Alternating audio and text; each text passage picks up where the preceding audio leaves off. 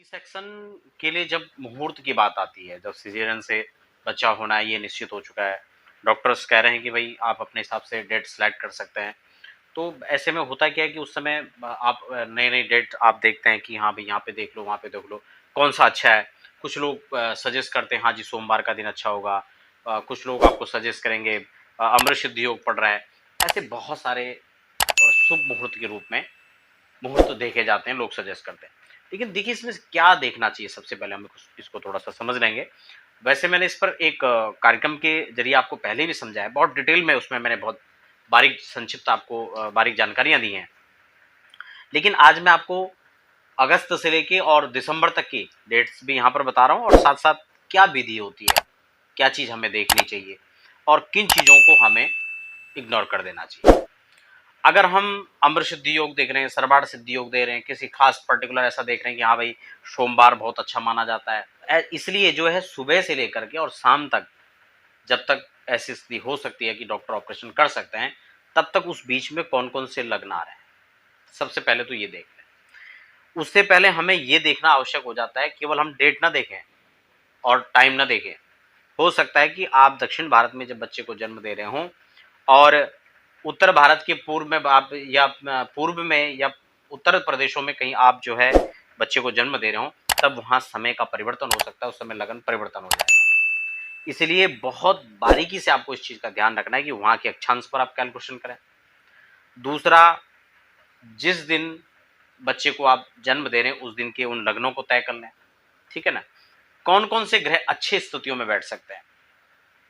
ऐसा कौन-सा लग्न हम निर्धारित करें जिस लग्न में बच्चे के लिए शुभाशुभ बने, बच्चे के भविष्य के लिए अच्छा बने, बच्चे के माता-पिता के लिए अच्छा रहे और आने वाले समय में बच्चे के भाग्य को प्रवर्धन के लिए जो है अच्छा एक मार्ग मिले। दूसरा, हमारे हाथ में सबसे ज़्यादा जो परिवर्तन हम कर सकते हैं वो चंद्रमा के हिसाब से कर सकते हैं, क्योंकि चंद्रमा 2 से ढाई दिन के अंदर बदल जाएगा।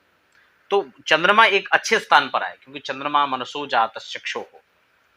वेद के अंदर, भगवान ज्योतिष के अंदर अगर देखें तो सूर्य और चंद्र ये दोनों नेत्र ज्योतिष के माने जाते हैं, प्राण माने जाते हैं।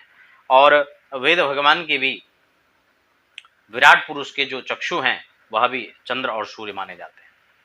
चंद्र मन का कारक होता है, इसलिए कुंडली के अंदर चंद्र एक बहुत प्रधान भूमिका निभाते हैं और 2 से 3 दिन, 2 से 2.25 दिन, 2.5 दिन के अंदर वो परिवर्तन हो जाते हैं।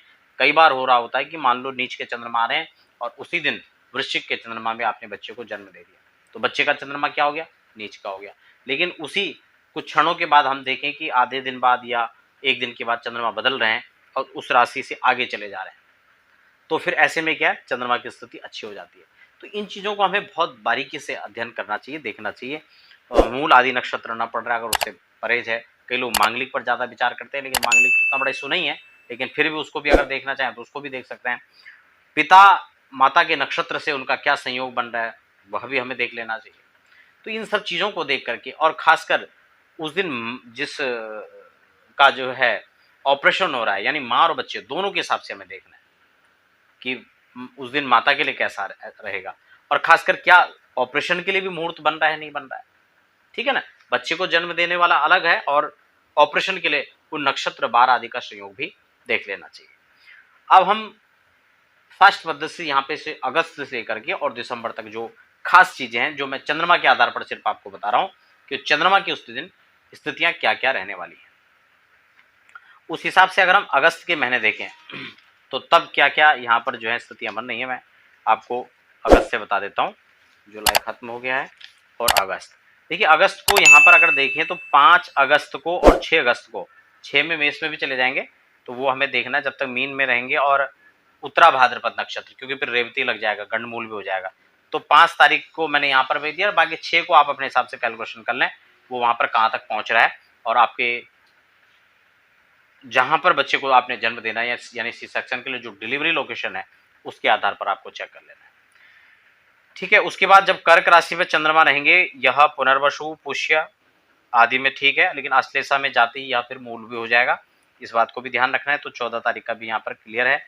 10 तारीख के में वृश्चिक के उच्च चंद्रमा रहेंगे तो यह भी अच्छा दिन है, ठीक है ना, अगस्त के महीने। उसके बाद 21 को तुला के अंदर चले जाएंगे तो चंद्रमा तुला का संयोग अच्छा माना जाता है, सोमवार है, यह भी अच्छा दिन रहेगा, ठीक है ना, अगस्त में। अब सितंबर की बात कर लेते हैं। इसमें और भी डेट बनेंगी, लेकिन वो प्रॉपर और चीज़ों को देख करके, सभी चीज़ देख करके आप जो है सेलेक्ट कर सकते हैं। लेकिन खासकर जो मुख्य तौर पर चंद्रमा की स्थिति जिस दिन अच्छी बन रही है, वो मैं दिन आपको बता रहा हूँ। सितंबर में चले जाएंगे तो वृश्चिक के चंद्रमा, कृतिका और रोहिणी, 2 नक्षत्रों के अंदर यहाँ पर इसको देख लेना है, ये भी अच्छा रहेगा 6 तारीख। साथ में फिर मिथुन पे भी जा रहे हैं, इसलिए वो भी ध्यान रखना है। तो 6 और 7 कुल मिला के आप देख लें। फिर अगले बार जो पुष्य के नक्षत्र आ जाएंगे वो 11 तारीख को, और हाँ, द्वादशी तिथि है सोमवार, पुष्य नक्षत्र। तो यह भी पुष्य और चंद्रमा का संयोग अच्छा रहेगा, ठीक है ना। तो ये ठीक है सितंबर में। सितंबर में अगली जो तारीख है वह है 18 तारीख, जब चंद्रमा यानी सोमवार और चित्रा के अंदर, चित्रा नक्षत्र का संयोग रहेगा, यानी 18 तारीख को, ठीक है ना। 18 तारीख, 18 सितंबर। उसके बाद 28 सितंबर, ठीक है, जब पूर्वा भाद्रपद, जो सेक्शन के लिए अच्छा माना जाता है, और बृहस्पतिवार रहेगा, ठीक है ना। तो 28 तारीख में जो है मीन में जब चंद्रमा जाएंगे तब इस को देख लेना। कुंभ के अंदर उतना बहुत बेहतर नहीं है जब कुंभ में चंद्रमा रहेंगे। ठीक हो गया, सितंबर का हो गया। अब अक्टूबर में ले लेते हैं। अक्टूबर में 4 तारीख को वृषभ के चंद्रमा जब रहेंगे, रोहिणी नक्षत्र रहेगा, मंगल और बुध यानी कृतिका और रोहिणी यानी मंगल और बुध, ठीक है ना, यानी 3 और 4 ये दोनों दिन ठीक है। अगला तुला वाले चंद्रमा को भी देख सकते हैं, अमावस्या बढ़ रहा है लेकिन यहाँ हस्त आदि का संयोग रहेगा, तो इसको भी आप बारीकी से अध्ययन करके और भी चीज़ों को इसमें देख लेना है, तो उस हिसाब से देख सकते हैं। तुला के चंद्रमा जब रहेंगे यानी 16 तारीख को स्वाति और सोमवार का संयोग रहेगा, द्वितीय नक्षत्र रहेगा, तो ये भी अच्छा संयोग है, ठीक है, 16 तारीख को यानी 16 अक्टूबर। अगला जो मुहूर्त है 26 अक्टूबर को, यहाँ पूर्वा भाद्रपद, बृहस्पतिवार और द्वादशी, यह संयोग अच्छा है। मीन राशि के चंद्रमा रहेंगे, ठीक है ना। 26 और 27 में मीन रहेंगे, तो उत्तरा भाद्रपद आपको देख लेना, फिर रेवती लग जाएगा, तो वो मूल नक्षत्र ना हो, उसका भी आपको ध्यान रखना है। शरद पूर्णिमा वाले के दिन यानी 28 को शनिवार के शुभ संयोग में, यह भी एक अच्छा संयोग है आपका अक्टूबर में, ठीक है ना। नवंबर को भी समझ लेते हैं थोड़ा। अक्टूबर में यहाँ पे 31 को भी ठीक है।